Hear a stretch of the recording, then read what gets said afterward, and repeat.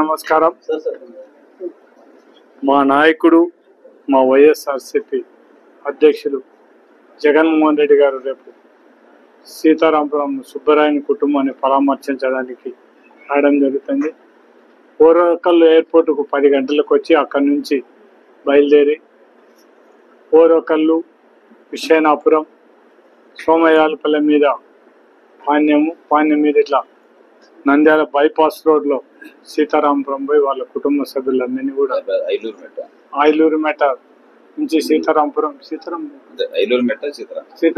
పోయి అక్కడి నుంచి వాళ్ళ కుటుంబాలను పరామర్శించి ఇంకా రిటర్న్లో ఇక్కడికి వచ్చి మళ్ళా మా పార్టీ నాయకులతో కూడా ఇక్కడ ఉదయాన్నే లాడ్జి ఇక్కడ కూడా మాట్లాడడం జరుగుతుంది. ఎంపీ గారి ఆఫీస్లో కూడా మాట్లాడడం జరుగుతుంది.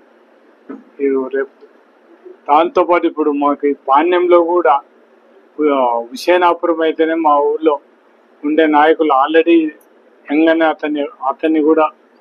అతన్ని కారు పగలగొట్టి అతన్ని కొట్టడం జరిగింది.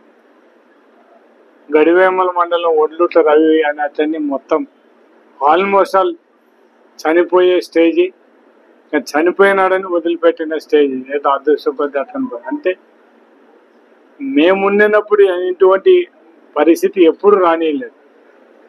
మామూలుగా రాజకీయాలలో ఓడిపోయిన వాళ్ళు ఏమన్నా లిగాడు పెట్టుకొని నాకెందుకు ఓటేయలేదని ఏదన్నా గలాటలు చూశాను తప్ప గెలిచిన వాళ్ళు మాత్రం గలాటలు పెట్టుకోవడం మొట్టమొదటిసారి అంటే నేను 85 నుంచి రాజకీయాలలో ఉన్నాను కాబట్టి ఇటువంటి రాజకీయం మొట్టమొదటిసారిగా చూడండి. అంటే లోకేష్ కానీ రెడ్ బుక్ ద్వారా ఏమన్నా ఇదంతా కొత్త సిస్టమ్ ఏర్పాటు చేస్తున్నాడు అనేది అర్థం కావడం.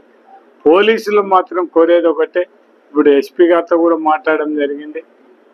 మీరు ఎవరు తప్పు చేసినా స్పేర్ చేయొద్దండి. ఖచ్చితంగా లా అండ్ ఆర్డర్ కాపాడాల్సిన బాధ్యత మీ మీద ఉంది కాబట్టి పోలీసులను కోరేది ఒకటే, ఎవరు తప్పు చేసినా వాళ్ళ మీద యాక్షన్ తీసుకోమని కోరడం.